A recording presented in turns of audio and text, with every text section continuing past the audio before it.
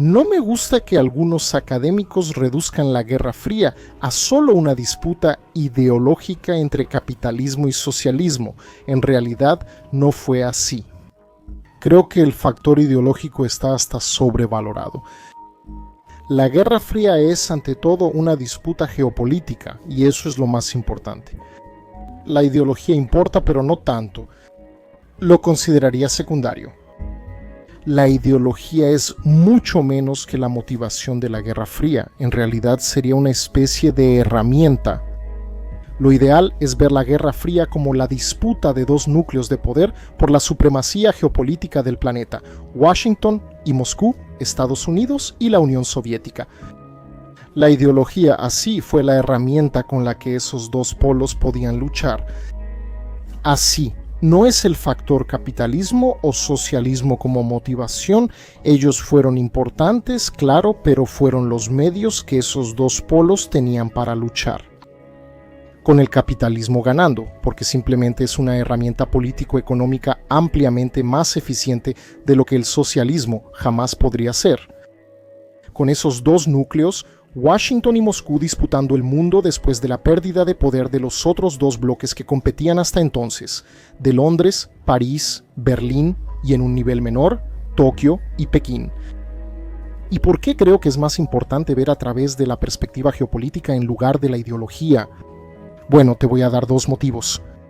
El primer motivo es que, al ver a través de lentes ideológicas, estas ciegan respecto a la realidad que siempre es y siempre será sobre la disputa de fuerzas e influencia de las potencias.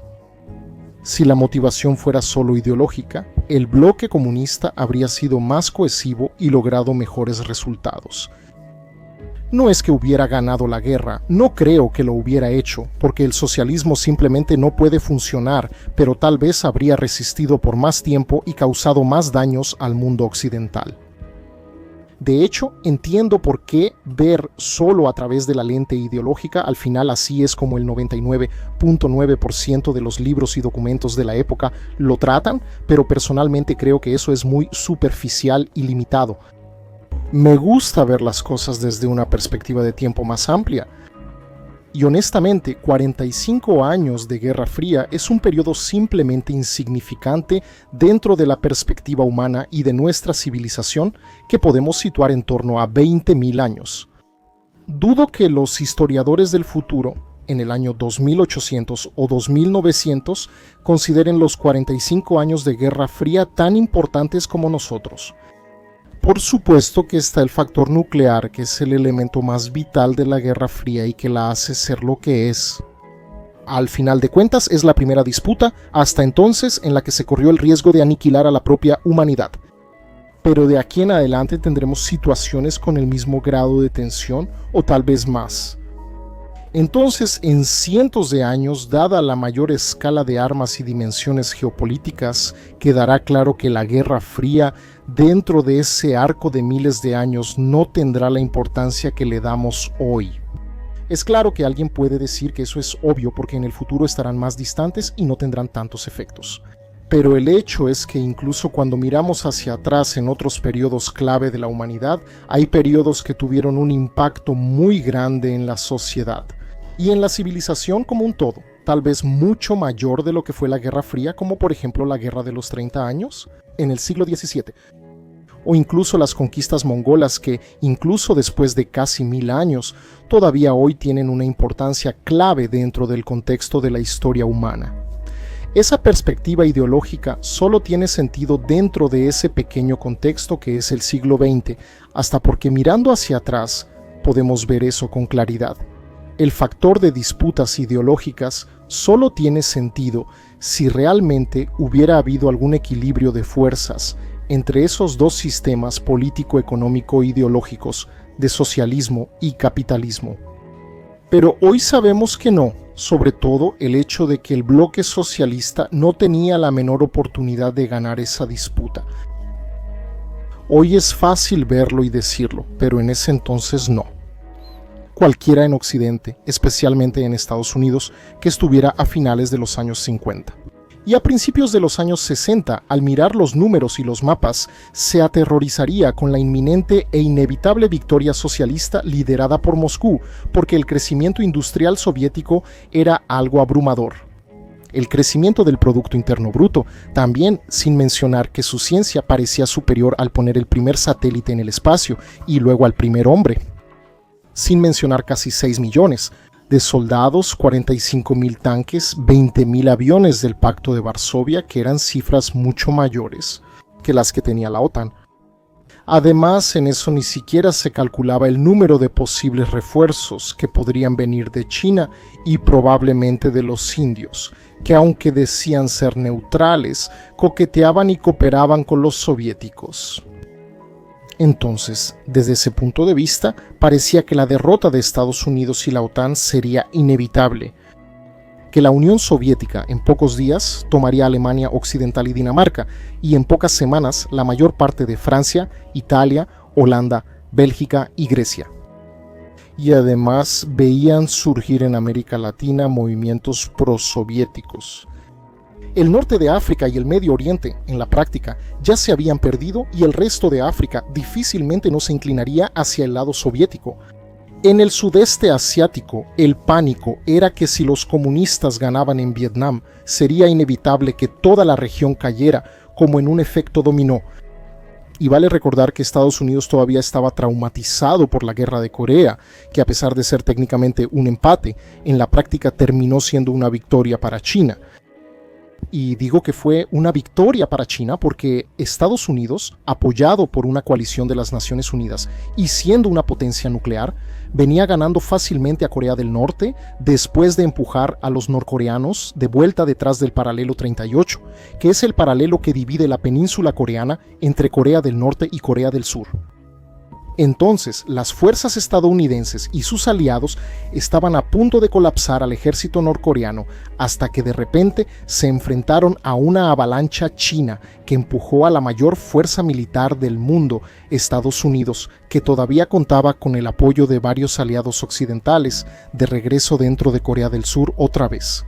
La impresión de derrota inminente ante las fuerzas chinas era tan grande que MacArthur, el comandante estadounidense en la guerra, estaba decidido a usar armas nucleares contra China, porque Moscú pronto se dio cuenta de que los chinos no aguantarían mucho más tiempo.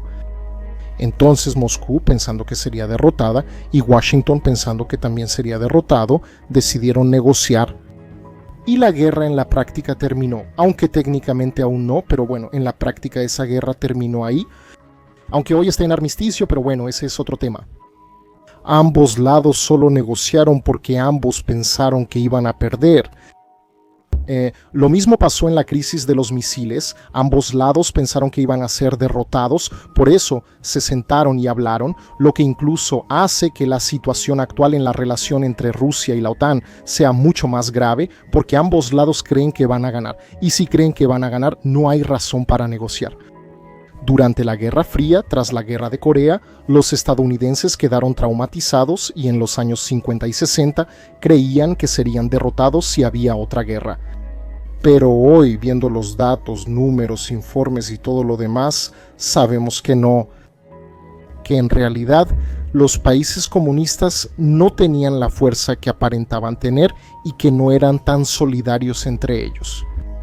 En realidad, la Unión Soviética y China no confiaban el uno en el otro y al final todos terminaban queriendo pelearse.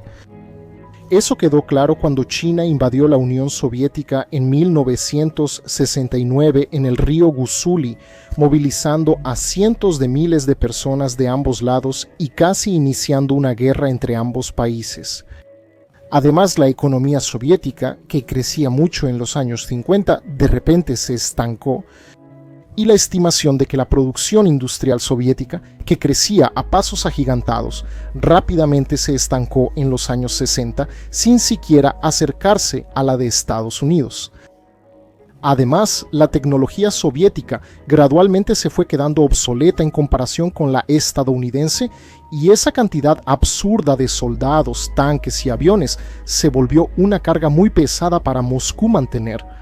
Intentar mantener el ritmo a la velocidad de los Estados Unidos capitalistas aceleró aún más la caída de la economía soviética. Lo mismo no pasó con China, porque los chinos, que históricamente son una nación de comerciantes, se dieron cuenta del fracaso socialista y cambiaron su economía abrazando el capitalismo. Pero incluso si por algún milagro la Unión Soviética hubiera hecho lo mismo y salido del socialismo, todavía está bastante claro que Estados Unidos y la Unión Soviética seguirían manteniendo sus disputas geopolíticas. Porque lo que estaba en juego era ver cuál núcleo de poder iba a reinar dominante, Moscú o Washington. Entonces, de nuevo, la ideología fue solo la forma en que cada uno condujo su intento de superar al adversario, pero no hay una motivación real. La Guerra Fría habría ocurrido de cualquier forma, pero de alguna manera diferente. Esto nos lleva a lo más importante del video, el segundo motivo, porque en realidad la Guerra Fría y la actual, que los medios llaman la Segunda Guerra Fría, desde una perspectiva tanto histórica como antropológica y geopolítica, ni siquiera serían exactamente eso. Porque tendría más sentido llamar a la Guerra Fría tradicional, esa entre Estados Unidos y la Unión Soviética, el segundo gran juego, y a esta actual entre Estados Unidos y China, que llaman la Segunda Guerra Fría el tercer gran juego. El llamado Gran Juego fue la disputa entre los imperios británico y ruso del siglo XIX por la influencia en Asia Central, principalmente en Afganistán, Persia y el Tíbet. Ambos imperios intervenían militarmente y presionaban diplomáticamente en Asia Central y del Sur. Rusia avanzaba hacia el sur y Gran Bretaña, desde el subcontinente indio, utilizaba el territorio como plataforma para controlar el Océano Índico y el Pacífico, mostrando su poder en África y Asia. Es curioso porque la gente tiende a pensar que las cosas que suceden en su época siempre son algo nuevo. Pero si ves la historia del siglo XIX, verás cómo se replica todo el siglo XX, y gran parte de lo que vemos hoy parece repetirse. En el siglo XIX, así como en el XX, tenemos una potencia europea continental intentando unificar el continente europeo desde el centro. Con eso, dos fuerzas marginales, una oceánica y otra terrestre, cooperan para impedir que eso suceda. Y cuando esa potencia europea fracasa, esos dos polos marginales más grandes entonces empiezan a disputar entre sí la influencia global. Ese es el punto en que debemos enfocarnos. En resumen, el Gran Juego vio la actuación de un gran polo de poder oceánico-atlantista, que era Londres, entrando en colisión con el polo de poder terrestre, que era Moscú. Es básicamente una repetición de la Guerra Fría, solo que ahora con Washington sustituyendo a Londres y la Unión Soviética sustituyendo al Imperio Ruso. Y mira la ironía, la política exterior soviética con el paso del tiempo terminó siendo la misma que la del Imperio Ruso al que tanto criticaban. Y los autores geopolíticos que influyeron en Estados Unidos como Mackinder y Julian Corbett eran ingleses. Por eso cuando vemos las declaraciones de los líderes rusos, ellos no hablan exactamente de Estados Unidos o Inglaterra, fíjate, sino que hablan de los anglosajones. Y ese punto de vista de ellos tiene mucho sentido. Y trayendo esto a lo que sería esta Segunda Guerra Fría, que como dije antes, lo más correcto sería llamarlo el tercer gran juego, podríamos ahora sustituir Moscú por Pekín, porque de nuevo tenemos una potencia oceánica que está en la periferia del continente euroasiático, disputando contra una fuerza continental terrestre en la otra periferia del continente euroasiático. Entonces la Primera Guerra Fría en realidad fue el segundo gran juego, y esta que los medios llaman Segunda Guerra Fría se llamaría Tercer Gran Juego. O también puedes decir que esta es la Tercera Guerra Fría, siendo los otros momentos la Primera y la Segunda Guerra Fría. Siéntete libre de elegir. Esta perspectiva tiene mucho más sentido porque, de nuevo, la ideología es lo que menos importa aquí, sino la disputa de poder e influencia en la geopolítica. No tengo dudas de que los historiadores del futuro, dentro de varios siglos, tal vez miles de años, vean a Estados Unidos como una continuación del Imperio Británico con una breve ruptura. Así como hoy miramos 2000 años atrás y vemos a Constantinopla y Roma como partes del mismo Imperio Romano, solo con una división administrativa antes de la caída del Imperio Romano de Occidente, Londres y Washington en el futuro serán vistos como parte del mismo organismo geopolítico, porque a medida que pase el tiempo y la visión de ese escenario se vuelva más distante y por lo tanto más amplia, serán partes del mismo imperio. Lo mismo no se aplica a China y a Rusia, que no son la misma civilización y tienen poquísimos vínculos. Hasta porque en un primer momento podría parecer que la lógica que mencioné no tendría mucho sentido. Al final no hubo una gran guerra que hiciera que Estados Unidos y China cooperaran y luego dividieran el mundo, pero casi la hubo, porque después de los eventos que mencioné de una casi guerra entre China y la Unión Soviética en el río Busuli, lo que hicieron los Estados Unidos para contener esa fuerza geopolítica terrestre que dentro del escenario europeo sería marginal, pero dentro del escenario euroasiático sería central. Ellos buscaron cooperar con China, que dentro de una perspectiva euroasiática sería una fuerza marginal. Así como Moscú para Europa, Pekín sería el equivalente para Eurasia. El motivo de esta repetición es simple. La geopolítica es la geografía influyendo en el comportamiento de los estados y definiendo la arena que van a disputar. Pero entonces viene la pregunta, usando esta base histórica del pasado, ¿será que podríamos prever quién será el vencedor de esta disputa en el futuro? Desafortunadamente no, porque aunque los actores repiten ese patrón geopolítico, los elementos y herramientas que tienen a su disposición son diferentes. China es diferente del Imperio Ruso y de la Unión Soviética en un sentido mucho más amplio. Ellos son menos militaristas, pero mucho más comerciales e industriales, más antiguos, más pacientes y con una visión de largo plazo mucho mayor, siendo este un elemento diferente de las dos guerras frías o grandes juegos anteriores. Y mientras el Imperio Británico estaba en la cima de su poder durante el primer gran juego y Estados Unidos estaban en la cima de su poder durante el segundo gran juego, ahora no, Estados Unidos están lejos de su apogeo. Si consideramos al Imperio Británico y a Estados Unidos como parte del mismo imperio o estructura geopolítica, lo cual, dicho sea de paso, no es algo que yo inventé porque otros geopolíticos, precisamente ingleses y estadounidenses, también lo pensaron así. Entonces esa organización no solo no estaría en su apogeo, sino que estaría sufriendo un profundo cambio en su configuración y características, similar a los días finales del Imperio Romano. Porque cada vez son menos comerciales, menos industriales, más atascados en impuestos, con más conflictos internos, lo cual fue diferente durante el periodo de su apogeo.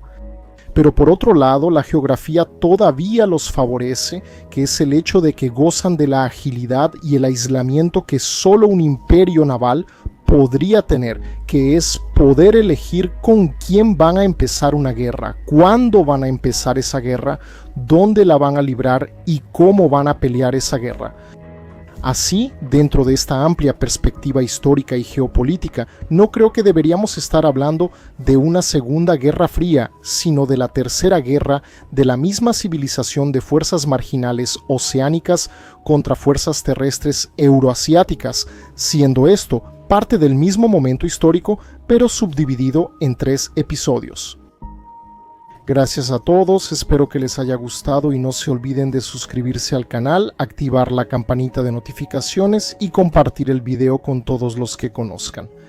Su ayuda es clave para que siga trayendo contenido de geopolítica para ustedes. Y no se olviden de echarle un vistazo a mi otro canal, Horizonte Futuristas, donde trato temas de ciencia ficción de manera técnica y realista. Un abrazo y hasta el próximo video.